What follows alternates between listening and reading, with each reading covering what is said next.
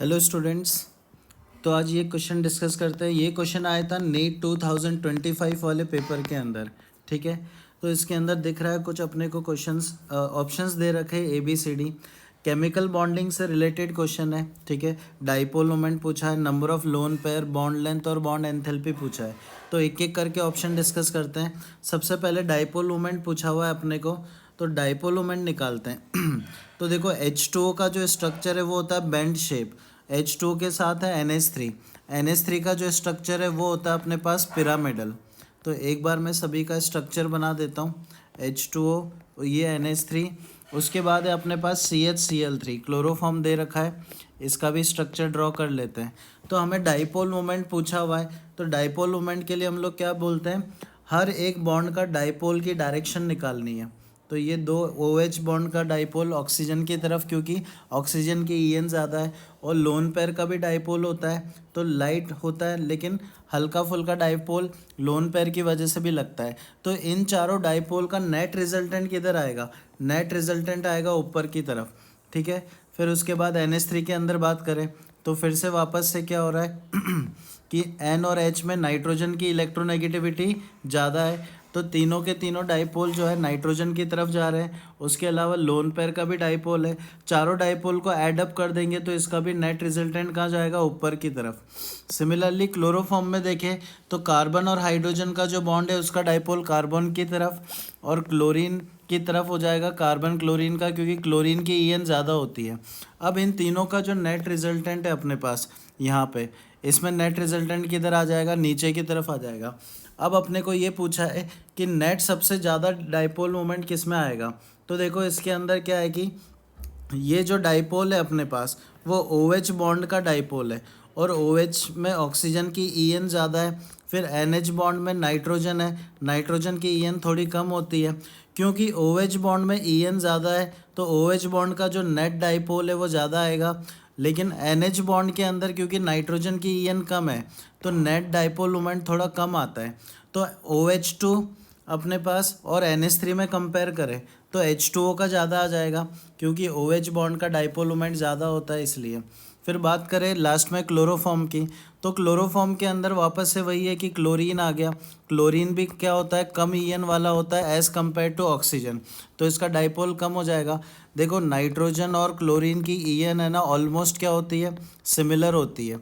तो जो नाइट्रोजन और क्लोरीन में कंपेयर करोगे सेकंड और थर्ड ऑप्शन के अंदर, तो इसमें क्या देखने को मिल रहा है, इसके अंदर ये ऑब्जर्वेशन है कि अमोनिया के अंदर जितने डाइपोल है ना वो सारे एक ही तरफ मर्ज हो रहे हैं। देखो सारे डाइपोल एक ही तरफ मर्ज हो रहे हैं, मर्ज हो रहे हैं तो नेट रिजल्टेंट भी क्या आएगा, ज़्यादा आएगा।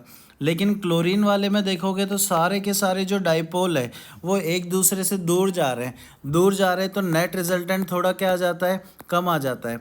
क्योंकि नेट रिजल्टेंट कम आएगा तो CHCl3 का सबसे कम आ जाएगा।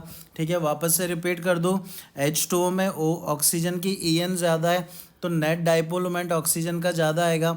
फिर अमोनिया और CHCl3 में क्या हो रहा है, अमोनिया के अंदर ये जो डाइपोल है ना तीनों के तीनों वो एक ही डायरेक्शन में जा रहे हैं, कन्वर्ज हो रहे हैं, इसलिए नेट रिजल्टेंट ज़्यादा आएगा। लेकिन यहाँ पे क्लोरीन वाले जो डाइपोल है वो एक दूसरे से दूर जा रहे हैं, डाइवर्ज हो रहे हैं, तो नेट रिजल्टेंट कम आता है, इसलिए CHCl3 का सबसे कम आ जाएगा। तो डिक्रीजिंग ऑर्डर आ रहा है, और ऑप्शन में अगर देखें तो डिक्रीजिंग ऑर्डर ही दे रखा है, मतलब अपने पास ये जो आएगा फर्स्ट ऑप्शन क्या हो गया, करेक्ट हो जाएगा, A ऑप्शन। फिर आते हैं दूसरे में, दूसरे में नंबर ऑफ लोन पेयर अपने को पूछा हुआ है, तो तीनों में लोन पेयर अपन ड्रॉ कर लेते हैं। XgF4 है, ठीक है, एक है XgF4, फिर उसके बाद है अपने पास XgO3 और XgF2, तो ये तीनों है। तो इन तीनों में अगर तुम देखोगे तो जेनॉन जो है ना, देखो जेनॉन के पास टोटल कितने इलेक्ट्रॉन होते हैं वैलेंस शेल में, 8। तो सभी में जेनॉन के पास 8 इलेक्ट्रॉन्स है, सभी में जेनॉन के पास 8 इलेक्ट्रॉन्स है। 8 में से जो 4 इलेक्ट्रॉन है वो तो चले गए बॉन्ड पेयर में, 4 इलेक्ट्रॉन किस में चले गए, बॉन्ड पेयर में, क्योंकि 4 बॉन्ड बना रहा है, 4 फ्लोरीन प्रेजेंट है। बाकी जो बचे हुए हैं अपने पास 4 इलेक्ट्रॉन, बाकी जो रिमेनिंग 4 इलेक्ट्रॉन है 8 में से, वो 4 इलेक्ट्रॉन क्योंकि बॉन्ड नहीं बना रहे, बॉन्ड नहीं बना रहे हैं, तो मैं क्या बोल दूंगा, वो लोन पेयर बना लेंगे, तो 2 लोन पेयर प्रेजेंट होंगे यहाँ पे। ठीक है, बाकी जो 4 इलेक्ट्रॉन है उससे उसने 4 बॉन्ड पेयर बना लिए थे। वापस एक बार XeO3 में आते हैं। XeO3 के अंदर भी क्या बोलोगे कि जो जेनॉन है उसके अंदर 8 इलेक्ट्रॉन है, लेकिन ऑक्सीजन के साथ डबल बॉन्ड बना रहा है 3, तो मैं क्या बोल दूंगा, टोटल 6 इलेक्ट्रॉन बॉन्ड में चले गए, जिससे कि 3 डबल बॉन्ड फॉर्म हो रहे हैं।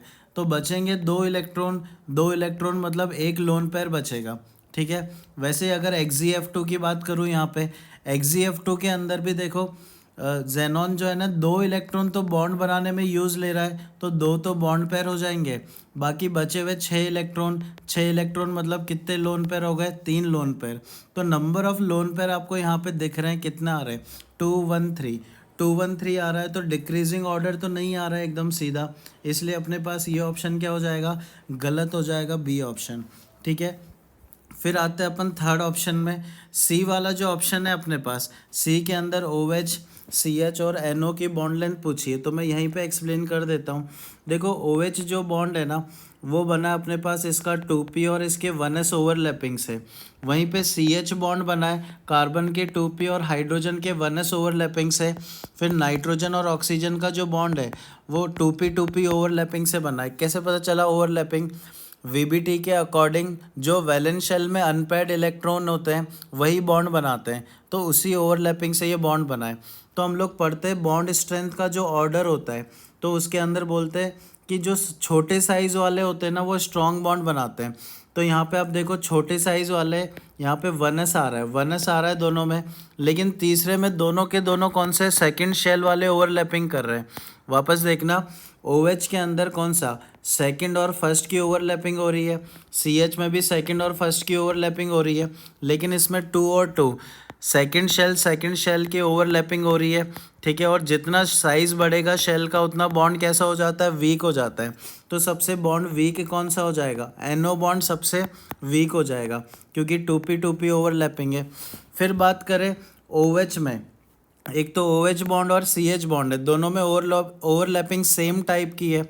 तो फिर इसमें आप डिसाइड करोगे साइज से।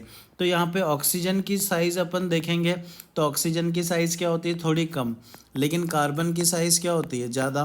पीरियोडिक टेबल में लेफ़्ट टू राइट जाते हो तो साइज़ क्या होती है, कम होती है। तो कार्बन की साइज़ बड़ी है, और जितनी साइज़ बड़ी होती है वीक बॉन्ड बनाता है, अच्छी ओवरलैपिंग नहीं होती है।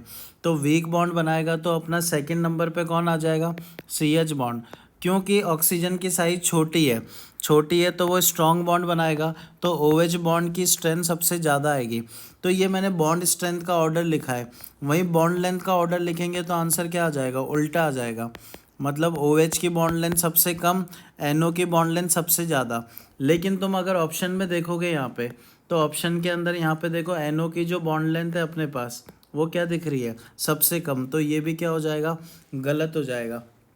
ठीक है। फिर आते हैं लास्ट ऑप्शन में, डी के अंदर। डी में देखो सिंपल सा लॉजिक है, नाइट्रोजन में ट्रिपल बॉन्ड होता है, ऑक्सीजन में डबल बॉन्ड होता है, और हाइड्रोजन के अंदर सिंगल बॉन्ड होता है। तो हम लोग पढ़ते हैं कि जितना ज़्यादा बॉन्ड ऑर्डर होता है ना, उतनी ज़्यादा क्या होती है, बॉन्ड एंथैल्पी होती है, बॉन्ड उतना ही स्ट्रांग होता है। तो नाइट्रोजन में क्योंकि ट्रिपल बॉन्ड है तो सबसे ज़्यादा बॉन्ड एंथैल्पी होगी। फिर H2 में सबसे कम बॉन्ड ऑर्डर आ रहा है तो सबसे कम बॉन्ड एंथैल्पी होगी। मतलब ये ऑप्शन अपने पास क्या हो गया, सही हो गया। तो फाइनली अपने ए और डी ऑप्शन सही आ रहे हैं। तो ए और डी कहाँ दिख रहा है, फर्स्ट ऑप्शन में, तो आंसर भी हो जाएगा फर्स्ट ऑप्शन।